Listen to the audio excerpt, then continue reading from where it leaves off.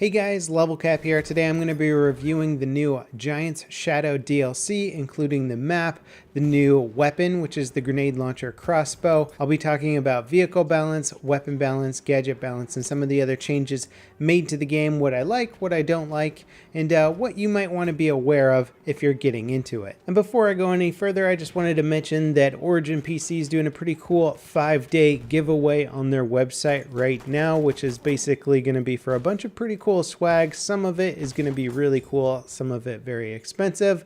It's free to sign up. I'll put a link in the video description if you guys want to win some cool holiday gear. All right, now on to this new DLC. Let's start by talking about the map. It's a fairly large map, kind of linear. All the capture points go in a row, at least on the Conquest game mode. It can play most of the game modes except for Operations, which is really a shame, as Operations is one of my favorite game modes. I don't know if it'll be worked into a future Operations. DICE hasn't really commented on that. Now, because the map is converted from a single player level, you may recognize a lot of the scenery, though the giant crash behemoth is new.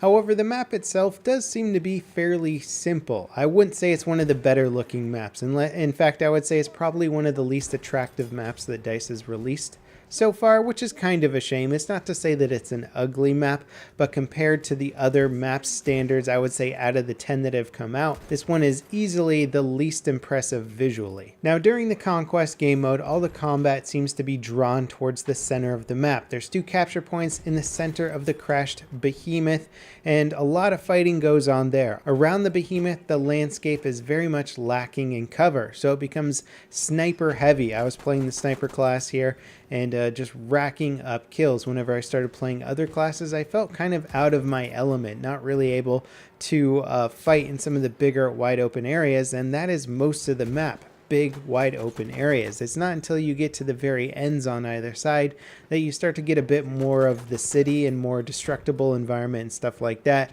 which is a little bit more fun to fight in. Unfortunately, you're just not going to be on those ends of the map as frequently as you will be towards the center with the behemoth and the wide open landscape. So yet again, we're getting another map that favors the scout class very, very heavily, which could be a good thing if you really like playing the sniper class, and a bad thing if you enjoy variety. And I have to say, it's pretty easy for me to come to the conclusion that this is my least favorite map out of the 10 that have come out so far. I like every single other map significantly more than this one, both visually and gameplay wise. I'm just not liking this map. If you compare it to, say, Operation Outbreak that we got for Battlefield 4 as a free DLC map, that one had so much more detail, care, and finesse put into it, and I feel like this one was just kind of slapped together. Maybe it wasn't, but it sort of feels that way, like a quickly converted single player level. Now let's talk about the grenade launcher crossbow, the new gadget for the support class. This is a fun little gadget. I have to say, I was really enjoying using it. It's a good alternative to, say, the mortar if you've been using that, or the limpet charge.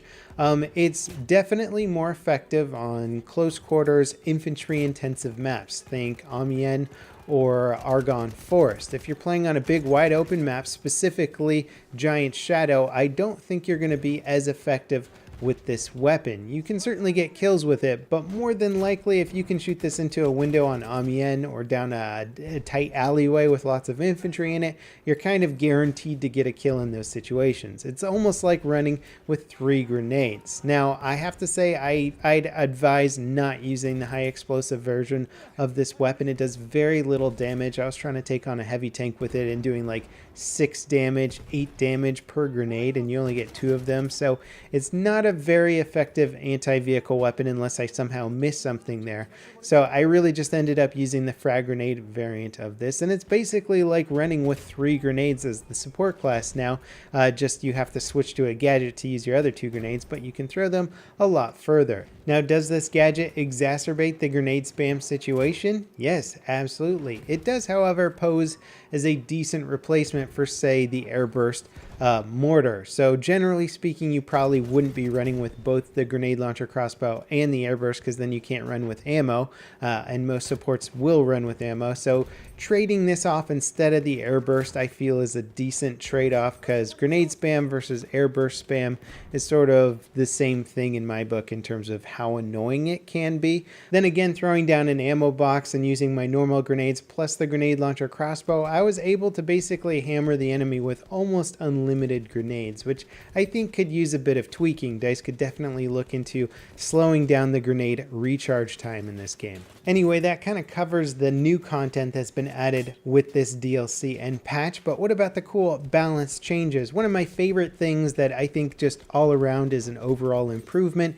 is all the plane balances when it comes to tail gunner damage being reduced slightly, having bombers take more damage from fighter aircraft, so fighters can now take down bombers, and generally they've updated the laggy netcode with aircraft. Before, I was rubber banding all over the place in aircraft, even though my infantry gameplay was flawless in comparison. That has now been ironed out. Flying in Battlefield 1 is so much fun right now. I'm sure there can be more changes and tweaks in the future, but at the moment this patch has done an amazing job for balancing out aircraft. Now when it comes to the tank side of balance, I think this patch has pushed us in the right direction. I don't necessarily disagree with anything DICE has done here. They've nerfed the heavy tank repair ability slightly. It's not like nerfed into the ground. I think the heavy tank is still incredibly good, and if you liked the heavy tank before, you'll still be good with it. You just might not be quite as survivable as you were before, which I think was just blatantly overpowered. It might still be overpowered. I haven't tested it out enough. Most of the tank balance, though, has come to the land ship, making that better. Allowing players to spawn in it has really helped. Getting gunners active in your tank and just making it a mobile spawn point for your team is really nice. I still think, though, that the tank hunter variant of this land ship is the only viable option, at least for me, because it's the only one that comes with the instant repair function, and that is just too good of a function. It beats out the other land ships because of that. So I think DICE needs to figure out a way to make the other loadouts of this tank a little bit more competitive. When it comes to weapon balance, machine guns pretty much universally have seen an upgrade. If you were liking any machine gun before, it's probably better now, which means that the bar is actually a very good weapon now. I enjoy the heck out of the bar.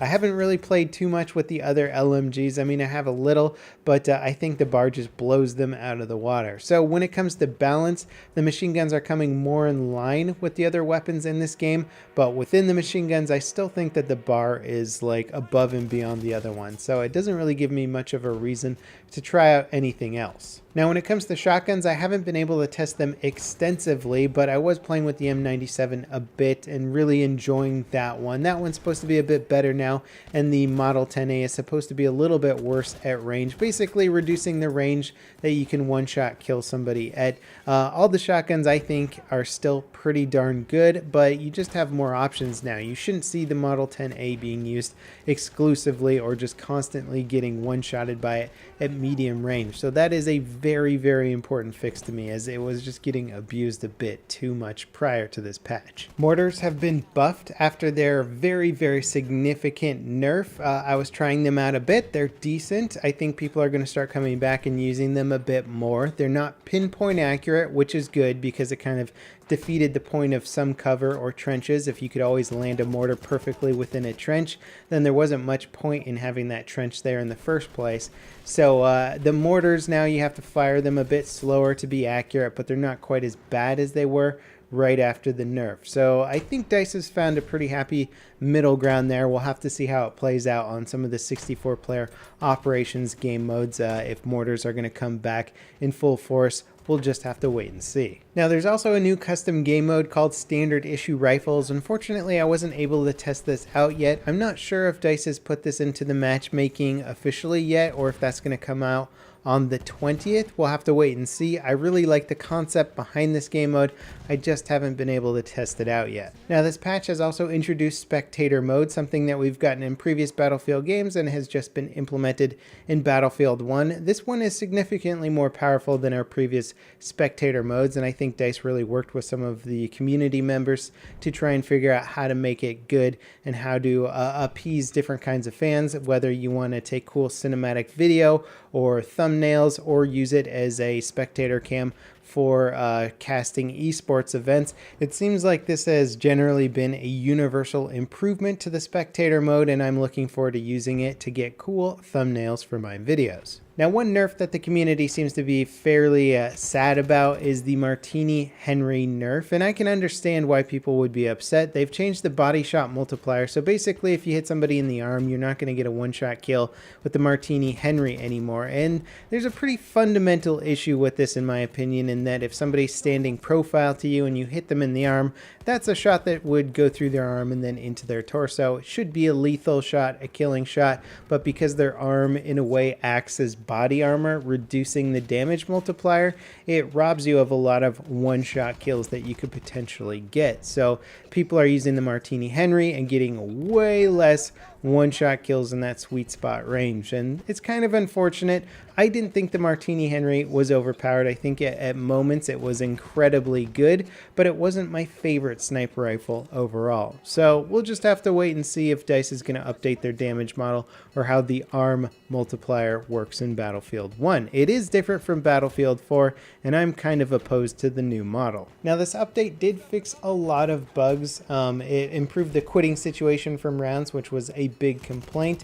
One bug that it didn't fix that I think is probably top of my list right now is the revive bug, where basically you would revive and your weapon would sort of look kind of weird and it wouldn't shoot. This has got me killed plenty of times. It happens all the time still in the game. Really unfortunate. I hope that DICE puts this as one of their top priority bugs in future patches. Also, I noticed that people were able to steal vehicles from me in the spawn screen if I'm switching my vehicle loadout. So this was kind of disappointing, going into the tank selection screen, picking a different tank loadout, and finding that somebody just took the tank from me. And when I try and spawn in, it says, oh, you can't, somebody already took the tank, or whatever. So I hope DICE sort of fixes that so that you have the option to customize your vehicle loadout without running the risk of somebody taking that vehicle from you. Anyway, this DLC and patch have brought a lot of nice changes to the game, a lot of needed changes to the game. Battlefield 1 is feeling more and more polished with each